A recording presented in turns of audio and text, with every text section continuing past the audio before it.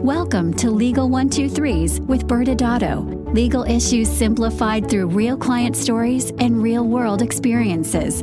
Creating simplicity in 3, 2, 1. Welcome back to Legal 123s with ByrdAdatto. I'm your host, ByrdAdatto, with my co-host, Michael Byrd. As a business and healthcare law firm, we meet a lot of interesting people and learn their amazing stories.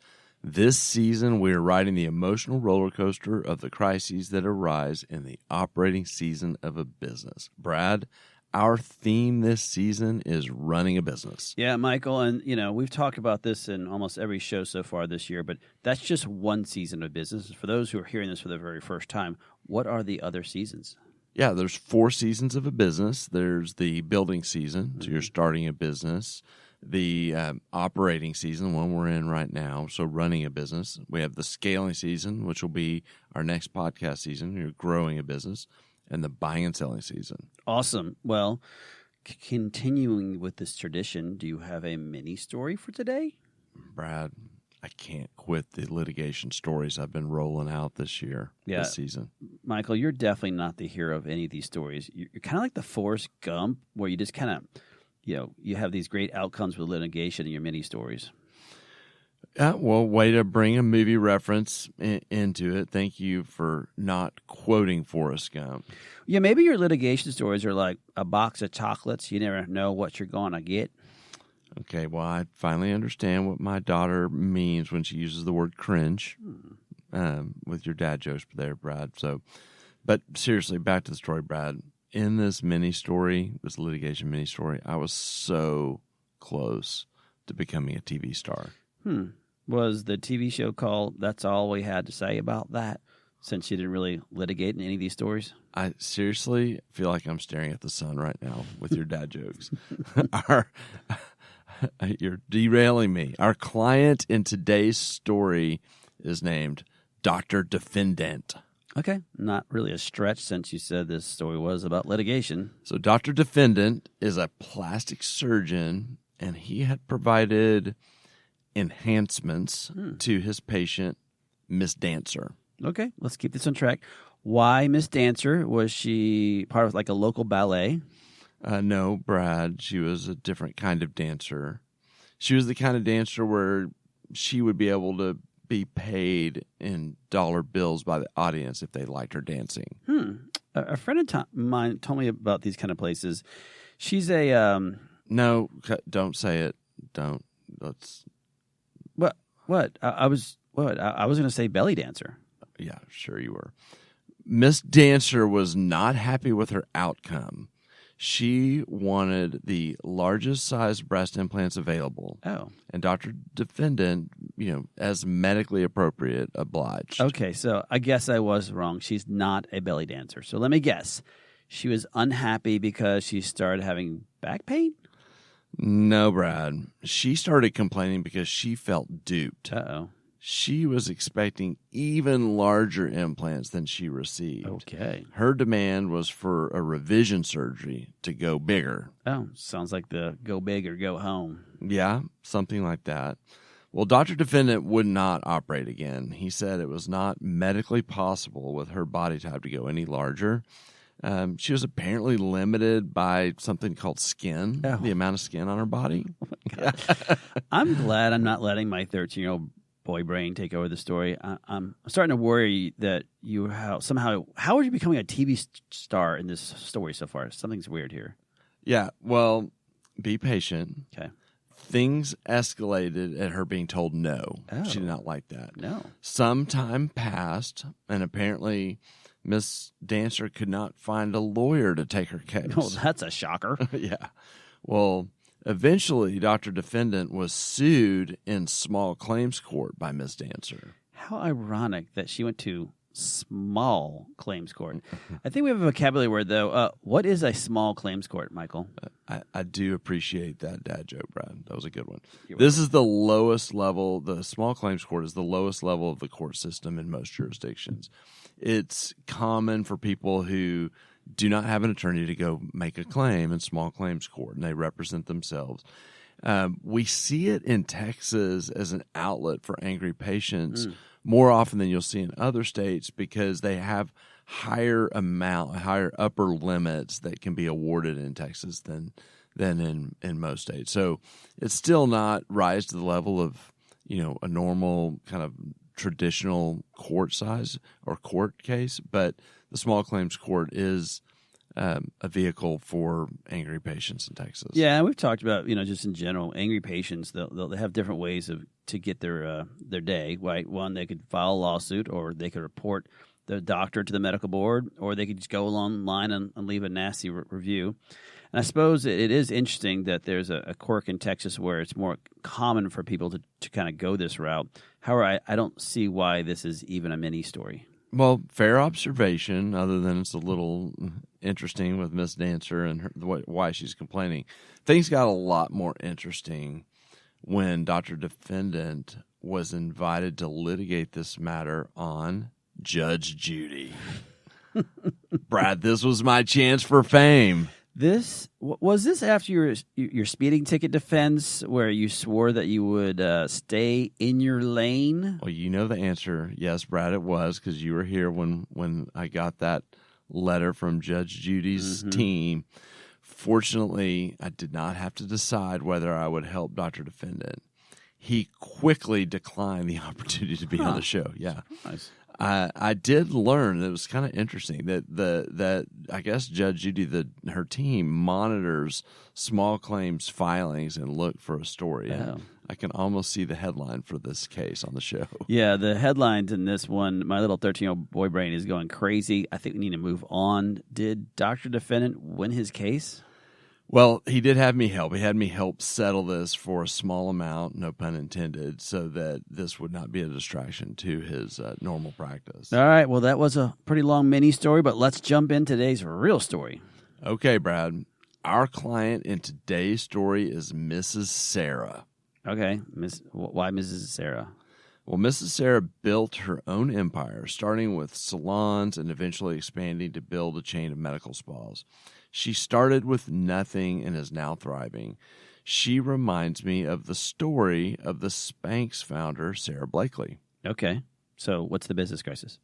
Slow your roll, Brad. We're just getting started. I've said this throughout the season. I can't get to the crisis without painting a vivid picture of the situation. Oh, you mean you like providing context? Well, that is a simpler way to say it, yes.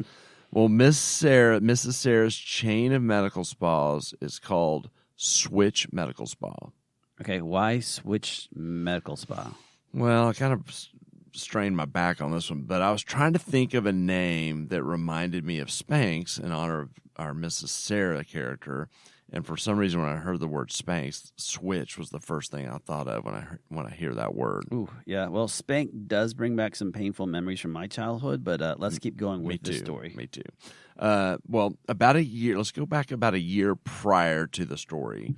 Mrs. Sarah had decided to implement a more intentional digital strategy for her marketing, and she decided she wanted to update her website, update her social media channels, and optimize her SEO. Okay. Now, Michael, we have talked about this in other episodes, but for those not familiar, can you define again what does SEO mean? Yeah. Search engine optimization. So this is basically designing your content in a way that allows the business to be found when someone searches on Google, so they would get directed to your website. Oh, wow. That's a great idea. I mean, they can be found on the whole World Wide Web. I mean, we should consider that, Michael. As a card-carrying Gen Xer, I'm going to exercise my right to kick you out of Gen X. You're officially a baby boomer now with your World Wide Web reference.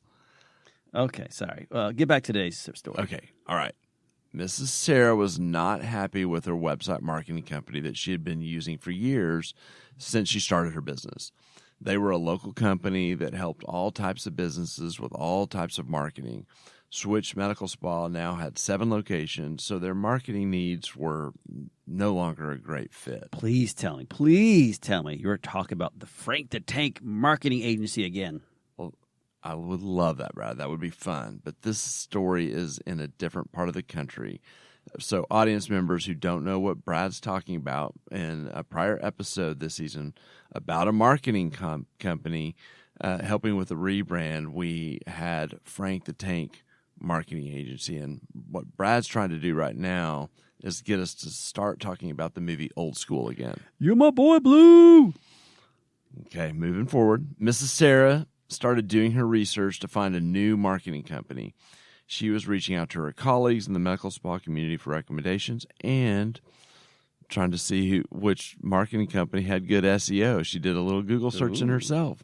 Well, there are marketing firms that we've been around a long time, and their new hot names appear from time to time, and it's difficult to find the right fit because businesses either hate or love the marketing company, and there seems to be mixed opinions. Again, depending who you ask, about even who is the good marketing company that's out there. Yeah, you can find someone that'll say they love someone, and someone else will say they hate someone every time. Well, she had settled on flash in the pan marketing company. Oh, Michael, now who's the boomer? Although it is a clever name, but I'm worried that this will only resonate with some of the older members of our audience. The more seasoned members of our audience. Why flash in the pan? Well, this is an old expression. Don't say it, Brad. One of the definitions that you can find if you look up flash in the pan is one that appears promising but turns out to be disappointing or worthless. Ooh, that's pretty bad. Does that foreshadow? Yeah, that definitely paints a picture, I think, where we're going. So I want to make sure I'm following. She decided to engage flash in the pan marketing, but a year before our story today? Yes. Okay. Good way to stay on point, Brad. Yes, sir. So Mrs. Sarah made a mistake in this year ago time frame. She did not call me when she decided to sign this agreement. She thought it was a boilerplate contract, and she was anxious to get started. Okay. Well, you raise an important point. Even responsible business owners get in the habit of signing vendor contracts without much thought to it. And we've seen this scenario play out all the time, especially with marketing contracts. Yeah, and with marketing contracts in particular, it's even more tempting to simply sign the contract. Their contracts often look like glossy proposals, shocker, right, from a marketing company. Yeah. And then they just kind of have a signature at the bottom of it.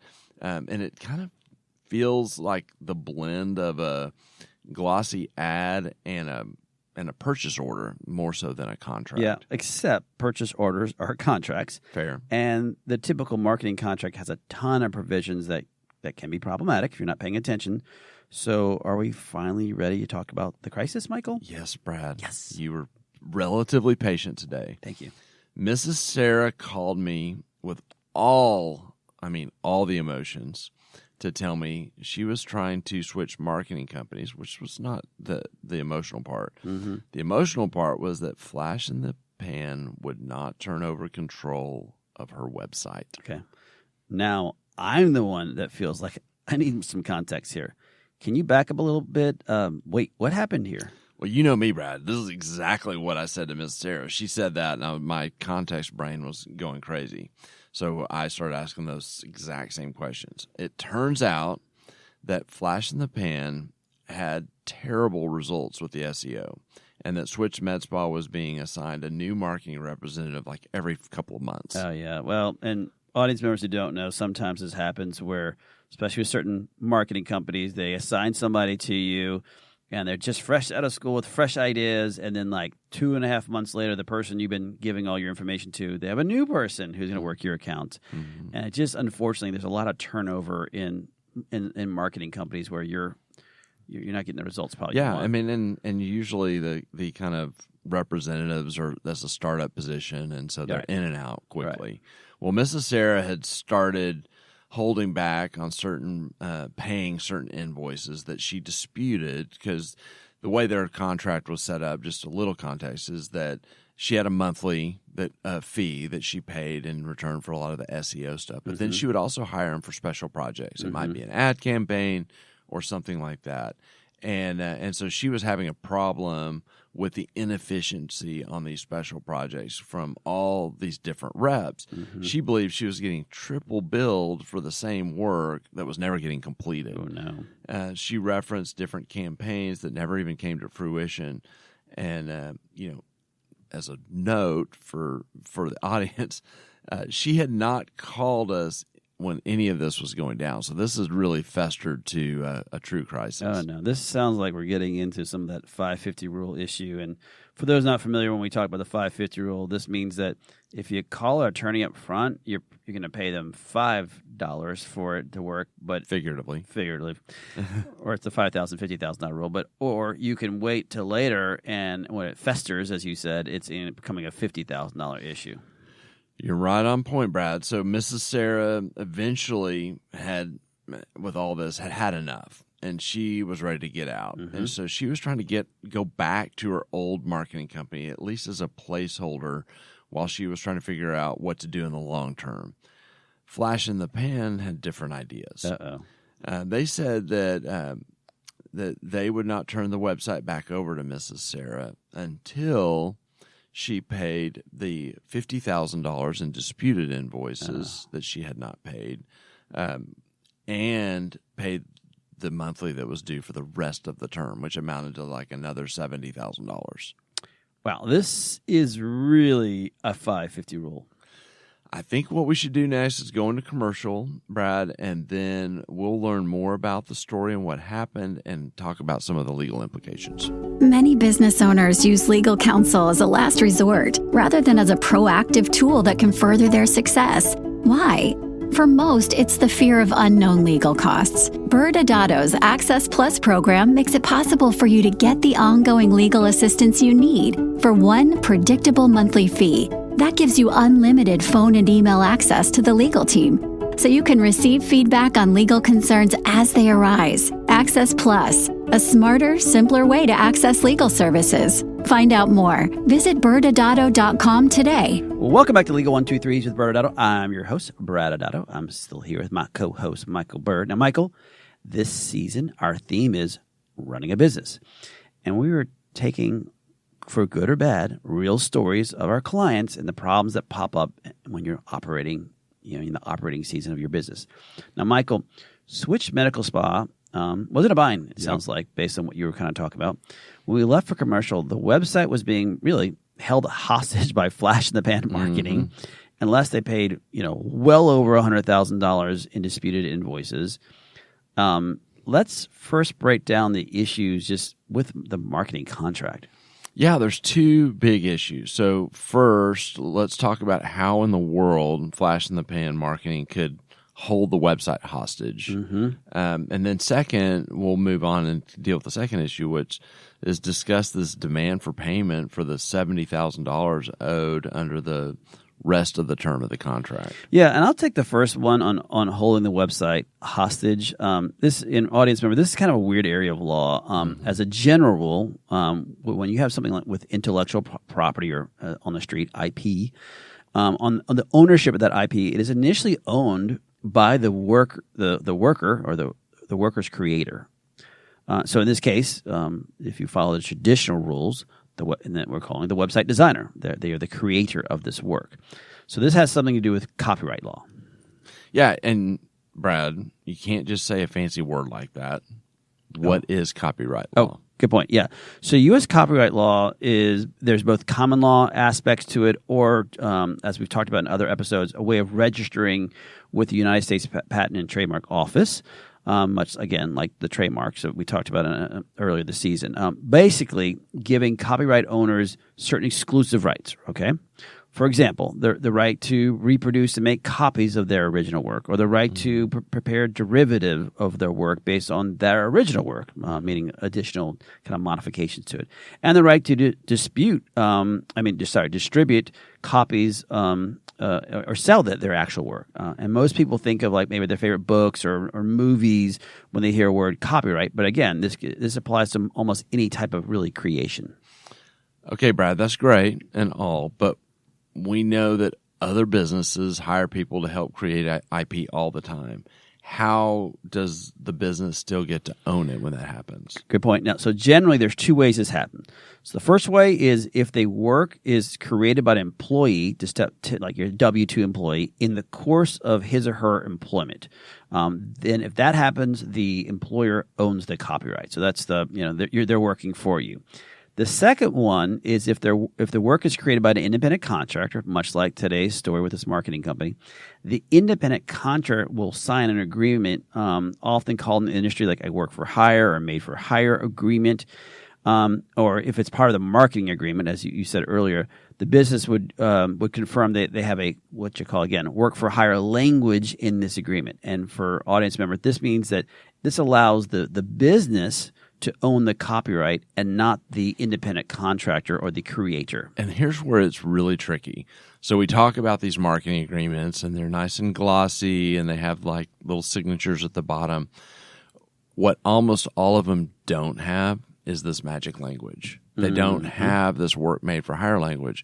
And so what that means is that the absence of language that most small business owners and entrepreneurs don't even know to look for is that the marketing company owns the website, and they're basically licensing that right to the actual client. And so what gets the marketing companies don't really want to own the website.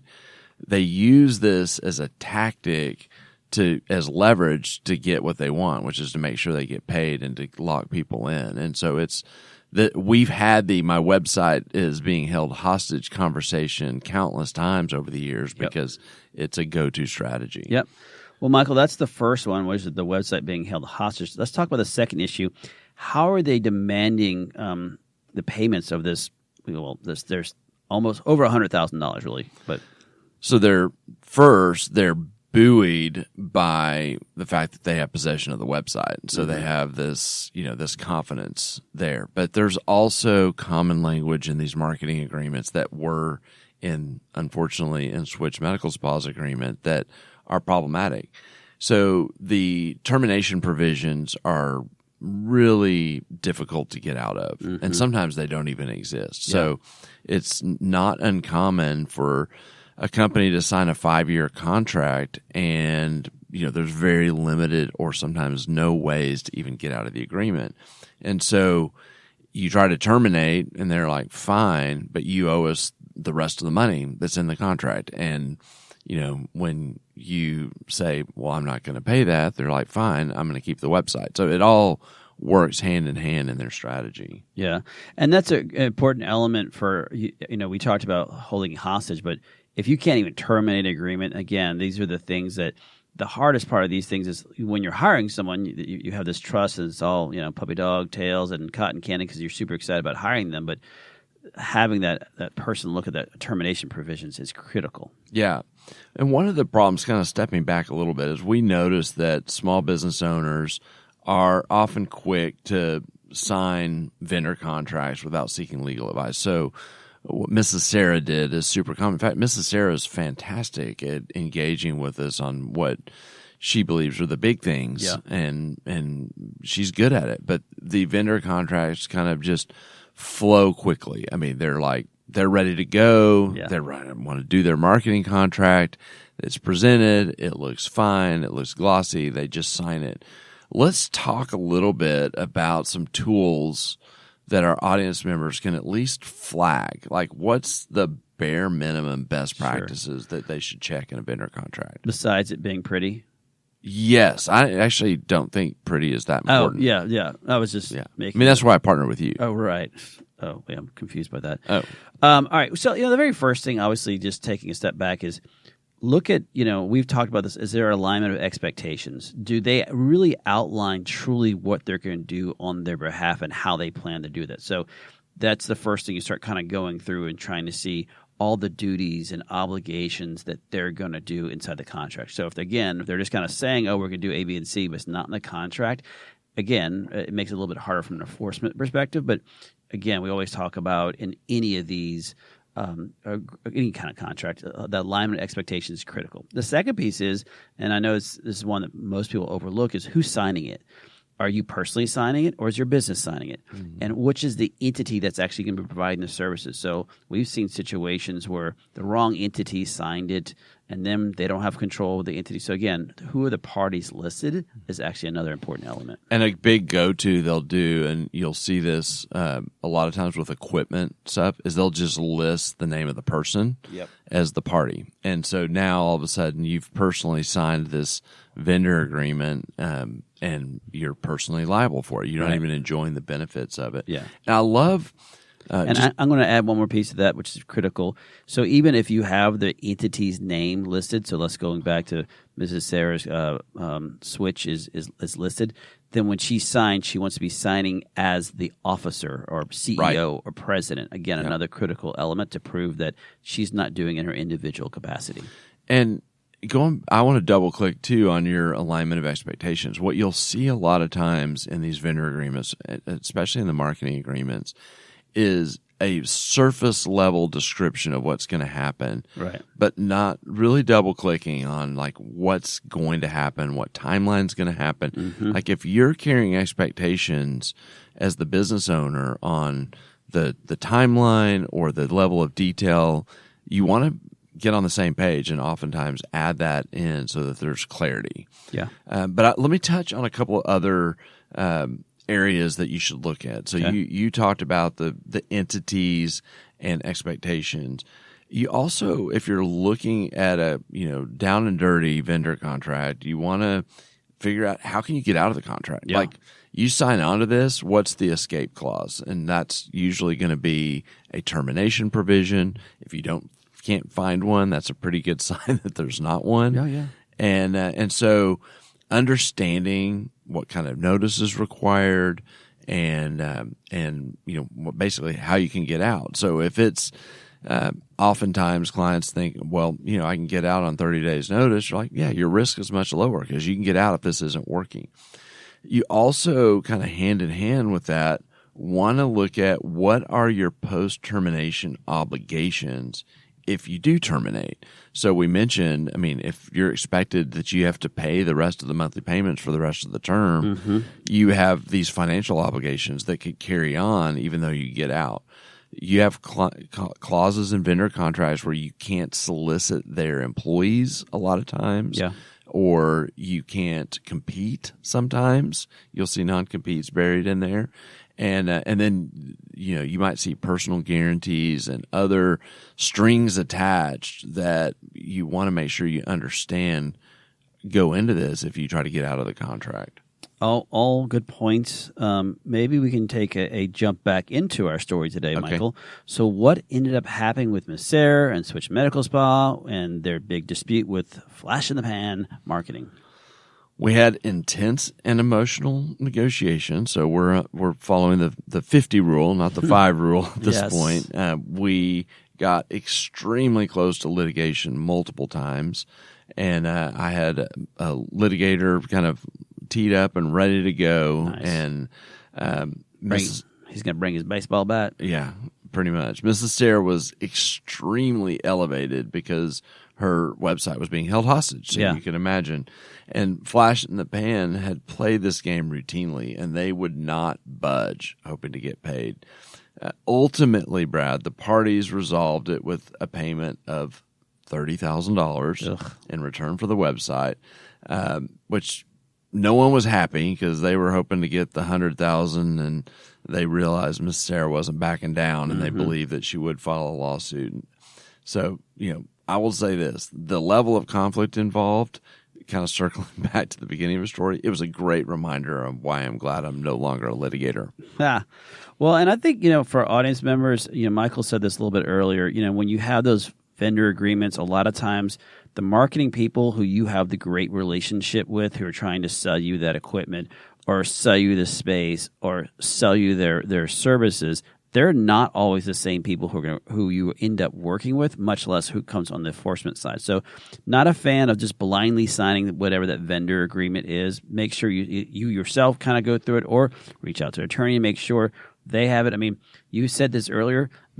Having a forever contract with no ability to terminate ever, what if you don't do the services? I'm still obligated to pay. Now, of course, you're not, but that's more statutorily than actually, going through it. And so there's a lot of elements that you should just pause, then going back to our 550 rule of just having someone look at it and refresh it and making sure that you understand what you're getting into. I mean, you and I both know there's been situations where I'm like, look, I know this company. They're not going to modify this, but I still think you should know what you're getting into so that you have eyes wide open as it relates to what you're about to sign. And then if you're okay with that risk, great.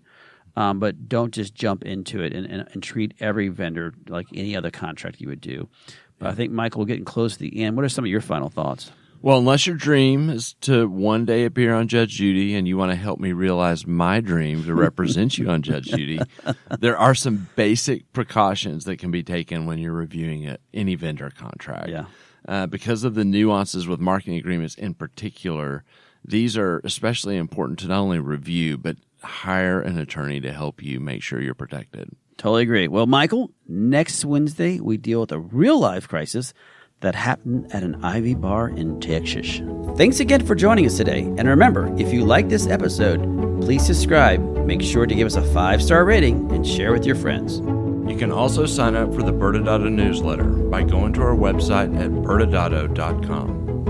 ByrdAdatto is providing this podcast as a public service. This podcast is for educational purposes only. This podcast does not constitute legal advice, nor does it establish an attorney-client relationship. Reference to any specific product or entity does not constitute an endorsement or recommendation by ByrdAdatto. The views expressed by guests are their own, and their appearance on the program does not imply an endorsement of them or any entity they represent. Please consult with an attorney on your legal issues.